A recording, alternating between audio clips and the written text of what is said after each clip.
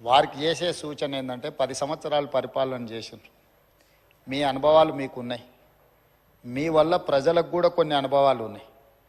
ఆ ప్రజల అనుభవాల మేరకే ప్రజలు ఒక తీర్పు ఇచ్చిండ్రు. 10 సంవత్సరాలు ఏలిన మీరు 10 నెలలు కూడా పూర్తి చేసుకొని ప్రభుత్వం మీద కొన్ని వందల ఆరోపణలు చేస్తున్నారు. నాకేం అభ్యంతరం లేదు. అది మీ విజ్ఞత, మీ అవగాహన. అదేవిధంగా ఈరోజు వారు సిరిసిల్ల చేనేత కార్మికుల గురించి, బతుకమ్మ చీరల గురించి వారు గొప్పగా చెప్పిండ్రు. నాకేం అభ్యంతరం లేదు. చేనేత కార్మికులకు పని కల్పించడం కోసం ఆనాడు ప్రయత్నం చేసి ఈ పథకాన్ని ప్రవేశపెట్టినామన్నారు. 2017-18లో నాకు తెలిసినంత వరకు మొట్టమొదట ఈ చేనేత కార్మికులకు బతుకమ్మ చీరల పథకాన్ని ప్రవేశపెట్టారు. నేను సూటిగా వారిని అడుగుతున్న ఒకటే మాట, అక్కడ ఇక్కడ డొంక తిరుగుడు కాకుండా మీరు ఈ పథకాన్ని ప్రారంభించిన సంవత్సరం మీరు సిరిసిల్లలో నేత కార్మికులకు పనిచ్చి బతుకమ్మ చీరలు తీసుకొచ్చి ఆడబిడ్డలకు పంచిపెట్టినరా, లేకపోతే మీ బినామీలకు కాంట్రాక్ట్లు ఇచ్చి సూరత్ వెళ్ళి సూరత్లో మీ తూకం కింద చీరలు తీసుకొచ్చి చీరల సైజు కంటే సైజు తక్కువ కట్ చేసి దండి కొట్టి ఆడబిడ్డలకు పంచిపెడితే ఆడబిడ్డలు తిరుగుబాటు చేసి ఇవి బతుకమ్మ చీరలు ఆడబిడ్డలు కట్టుకునేటివి కావు అని చెప్పి ఆడబిడ్డలు తిరుగుబాటు చేసిన మాట వాస్తవం కాదా? తమరి ద్వారా వారిని నేను ఏం అడగదలుచుకున్నా అంటే ఒకటే మాట, స్ట్రైట్గా సమాధానం. మీరు పథకం ప్రారంభించిన రోజు పేదలకు ఇచ్చిన చీరలు సిరిసిల్ల చేనేత కార్మికులు నేసినాయా? సూరత్కి వెళ్ళి కిలోల కింద తూకంలో కొనుక్కొచ్చి కమిషన్లు కొట్టి పేదలను మోసం చేసిండ్రా లేదా వారు చెప్పాలి. నెంబర్ 1 అధ్యక్ష. నెంబర్ 2, వారు అధికారం కోల్పోయేటప్పటికి మీరు అదే సిరిసిల్ల చేనేత కార్మికులకు 275 కోట్ల రూపాయలు బతుకమ్మ చీరల బకాయిలు పెడితే మా ప్రభుత్వం వచ్చిన తర్వాత మా మంత్రి పొన్నం ప్రభాకర్ గారు, మా ఆది శ్రీనివాస్ గారు వస్తే 100 కోట్ల రూపాయల బకాయిలు విడుదల చేసింది నేనా కాదా? ఓసారి రికార్డులు చూసుకోవాలి అధ్యక్ష. అదేవిధంగా అధ్యక్ష, అదేవిధంగా ఎయిర్పోర్టుకు మెట్రో రైల్ గురించి చాలా విషయాలు వారు మాట్లాడినరు. దాన్ని మళ్ళా ఇంకొక సందర్భంలో నేను వివరంగా చెప్తాను దాని మీద. కానీ వారిని నేను అడిగే ప్రశ్న, ఎంఎంటీఎస్ శంషాబాద్ దగ్గర ఉమ్నాబాద్ వరకు ఎంఎంటీఎస్ వచ్చింది. కేంద్ర ప్రభుత్వము ఎంఎంటీఎస్ను ఎయిర్పోర్టు లోపలికి అనుమతించండి, ఈ 2.5 కిలోమీటర్లు ఎంఎంటీఎస్ను ఎయిర్పోర్ట్లోకి అనుమతిస్తే సామాన్యమైన పేదలకు రవాణా సౌకర్యం ఏర్పడుతుంది.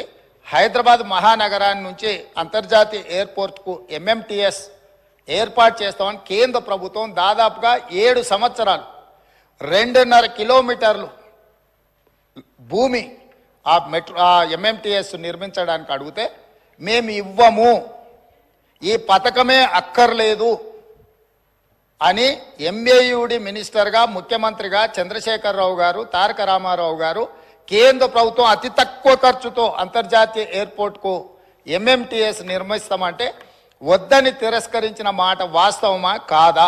ఒకవేళ మీరు కాదు అంటే ఆ వివరాలు అన్నీ కూడా తీసుకొచ్చి సభలో పెట్టి సభ ద్వారా తెలంగాణ ప్రజలందరికీ కూడా వారు ఎందుకోసం ఎంఎంటీఎస్ పేదలకు ఉపయోగపడే జస్ట్ 2.5 కిలోమీటర్స్ ఉమ్నాబాద్ నుంచి ఎయిర్పోర్ట్ లోపలికి అనుమతి ఇవ్వకపోవడానికి గల కారణము, దీని వెనకాల ఉన్న కుట్ర, దీని వెనకాల ఉన్న ఆర్థిక రాజకీయ ప్రయోజనము ఏందనేది కూడా ఈరోజు తెలంగాణ ప్రజలకు తెలవాలి. 3వది, ఈరోజు ముచ్చర్ల దగ్గర భూసేకరణకు సంబంధించి వారికి వారే ఊహించుకుంటుండ్రు, వారికి వారే కాయించుకుంటుండ్రు, వారికి వారే రెచ్చగొట్టే ప్రయత్నం చేస్తున్నారు, వారికి వారే భూసేకరణలో కండిషన్స్ పెట్టినమంటుండ్రు.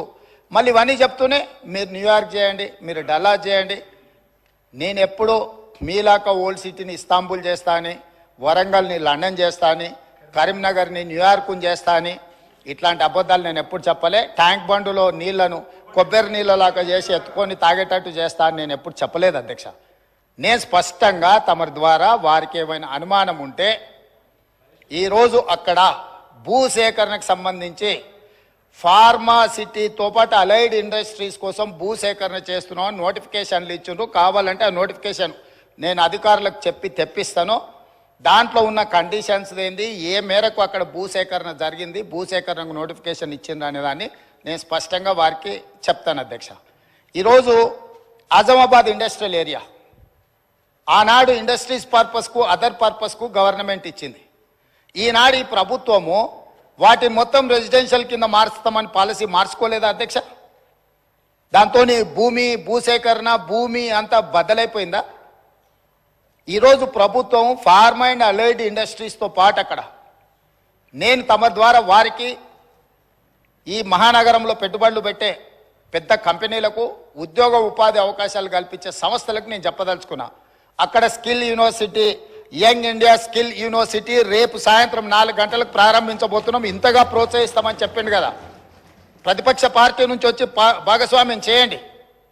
ఈరోజు హైటెక్ సిటీ దగ్గర ఉన్న నేషనల్ అకాడమిక్ ఆఫ్ కన్స్ట్రక్షన్ ఎన్ఏసిని మేము అక్కడికి షిఫ్ట్ చేసి పెద్ద ఎత్తున స్కిల్ సెమీ స్కిల్డ్ అందరికీ నిరుద్యోగ యువకులకు నేర్పించాలి. అక్కడికి దాన్ని బదిలీ చేసి అక్కడ పెద్ద ఎత్తున వ్యవస్థను ఏర్పాటు చేయాలనుకుంటున్నాం.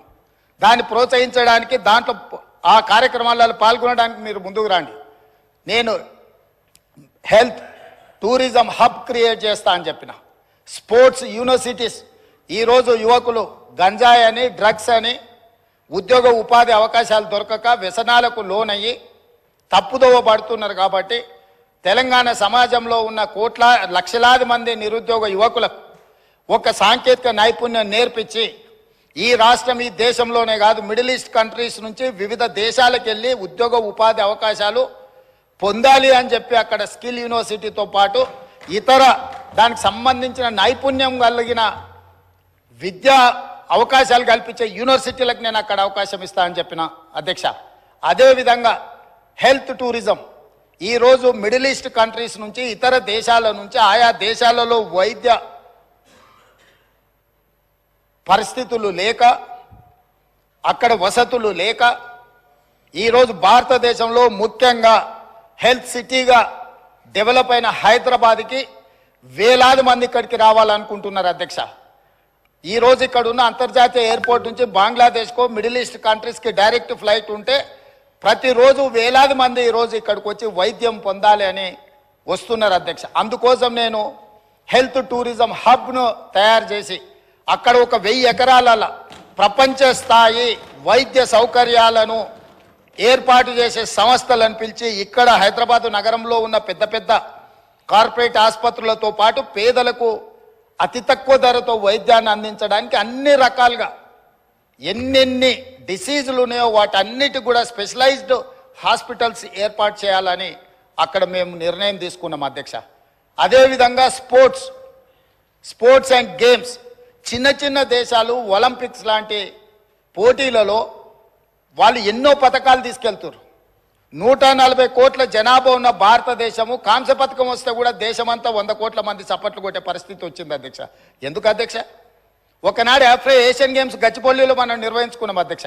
అంతర్జాతీయ స్థాయిలో ఆటల పోటీలు నిర్వహించుకున్న హైదరాబాద్ రాష్ట్రము తెలంగాణ ఈరోజు ఆనాడు నిర్మించిన ఇన్ఫ్రాస్ట్రక్చర్ని ఈరోజు మనము అసలు ఎలాంటి ఉపయోగం లేకుండా నిరుపయోగంగా తాగుబోతులకు అడ్డాగా ఈ స్టేడియంలన్నీ మారుతున్నాయి.